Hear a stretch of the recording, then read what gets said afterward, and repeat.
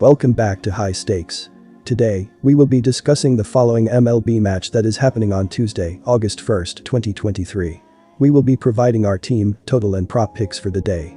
Before we get started, please remember to subscribe to our channel and turn on notifications so you don't miss any of our videos.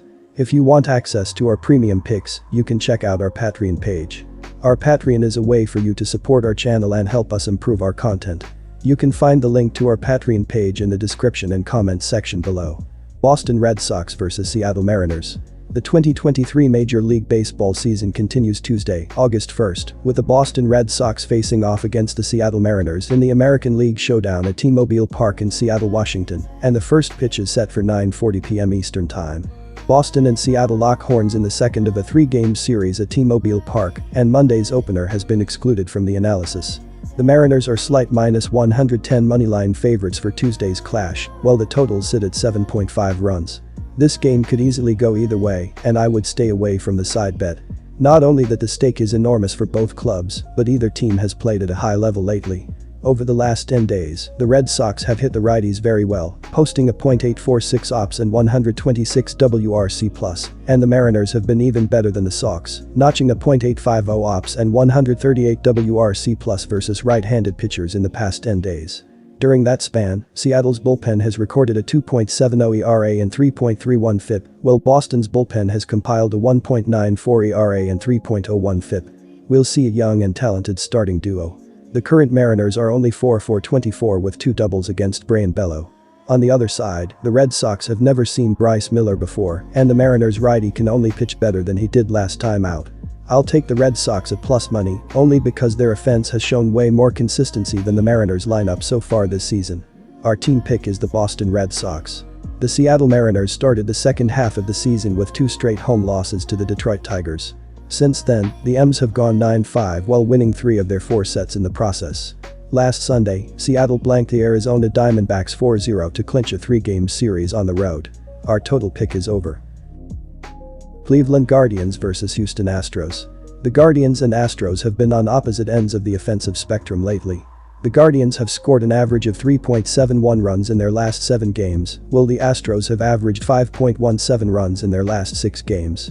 This difference is even more pronounced when you look at their ops with runners in scoring position. The Astros are 5th in the majors with a .813 ops in those situations, while the Guardians are 22nd with a .718 ops.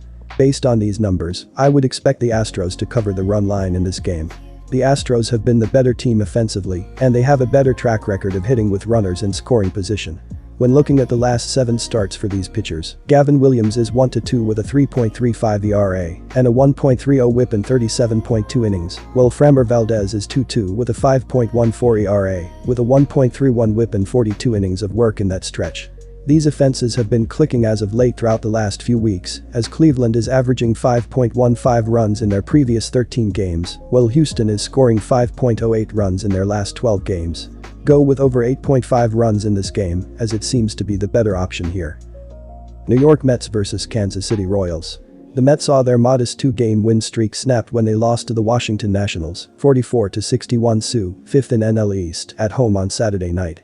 New York starter Carlos Carrasco got hammered, letting up 8 runs, 6 earned, on 8 hits in just 2.1 innings, and the Mets found themselves down by 7 runs going into the 4th inning. Outfielder Tommy Pham, Francisco Lindor, and third baseman Mark Vientos all went deep for New York, but the Mets could not overcome the large deficit. Starter Patrick Corbin picked up his 7th win of the season by going 5.2 innings and allowing 4 earned runs on 6 hits. DH Joey Menezes had 2 hits, crossed the plate twice, and knocked in 2 in the win for the Nationals.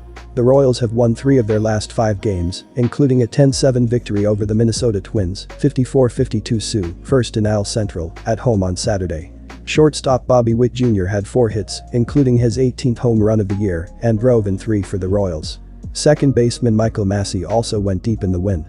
Starter Jordan Lyles picked up only his 2nd win of the season by pitching 5 innings and allowing 3 earned runs on 4 hits, while striking out 4. The Royals were up 6-3 going into the 6th innings. The Kansas City relief corps combined for 4 innings and allowed 4 earned runs on 8 hits to hold down the lead. Outfielder Max Kepler went deep for the Twins in the loss. The Royals' starting pitcher, Zach Greinke, has struggled in his last 3 starts with an ERA of nearly 8. The Royals' pitching staff as a whole has also been poor at home, with a 5.22 ERA, which is second to last in the league. On the other hand, the Mets' pitching staff has been excellent recently, limiting their opponents to 3 runs or fewer in 4 of their last 5 games. The Royals are also a poor offensive team, ranking near the bottom of the league in slugging percentage and home runs per game. This means that they are unlikely to score many runs against the Mets' strong pitching staff. In addition, the Royals have been terrible at home this season, winning only 31% of their games at Kauffman Stadium. They have also lost 8 of their last 10 series at home. On the other hand, the Mets have been playing well recently, winning 2 of their last 3 games against the spread. They also swept the Arizona Diamondbacks on the road earlier this month. Based on these factors, I would recommend betting on the Mets to win the first game of the series on Tuesday. Greinke has been much more effective at home, 3.74 ERA, than on the road, 7.40 ERA, this season. He has produced a 3.49 ERA with a 1.06 WHIP in 9 career starts versus the Mets. Kansas City has gone under the run total in 3 of Greinke's last 4 starts. Quintana pitched well in his 1 start on the road in 2023, pitching 6 strong innings and allowing 2 earned runs on 6 hits while striking out 5 batters. The Mets have gone under the run total in both of Quintana's starts this year. The Royals are second to last in the league in runs scored per game with 3.58, while the Mets are ranked in the bottom half of the league with 4.42. The Mets have pushed or gone under the run total in 5 of their last 7 games away from their home stadium, and they have gone under the run total in 3 of their last 4 games overall. Most signs point to a lower scoring affair when these 2 teams meet on Tuesday. Take the under. San Diego Padres vs Colorado Rockies. While the Padres came away losers in a tight Game 1 affair, they've still got plenty of momentum behind them, and if their bats can get firing in a very hitter-friendly ballpark, this is a game they will be looking at as must-win. After a solid pitching series against the Texas Rangers, the Padres are playing their style of baseball, and while it didn't fare well for them in Game 1 of this series, they're still a team looking to make a playoff push, and with the advantage on the mound and in the respective lineups, this should be a big win for them. Our team pick is San Diego. While Coors Field is known as a pitcher's nightmare around the league, in recent times, neither of these teams have been showing off the bat, with them sitting at number 22 and number 13 respectively in the overall offensive ranks around baseball this season. After a low-scoring affair in Game 1, expect no different here, as the under is 8-2 in the Padres' last 10 outings, while also being 6-4 in the Rockies' last 10, despite 5 of those games coming at home, and with the under sitting at 6-4 in their past 10 head-to-head meetings, this should be more of the same here. Keep it simple, take the under. Arizona Diamondbacks vs San Francisco Giants. I expect San Francisco to rebound after their loss in the first game of the series with a win in this contest. Cobb has been the better starter as of late compared to Golan, and the Giants have a 30-24 record at home, while also owning a better record against teams better than .500. Arizona is only 28-33 against teams greater than .500, and they have been slumping with the exception of their most recent win.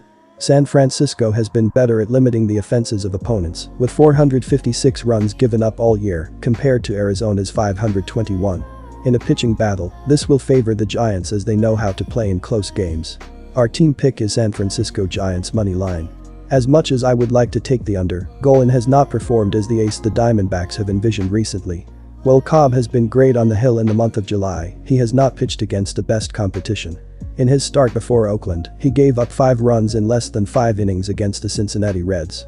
Both teams have the ability to score at least 4 runs in this contest, and the Diamondbacks are a top 5 team in the National League in runs scored. Our total pick is over 7 runs.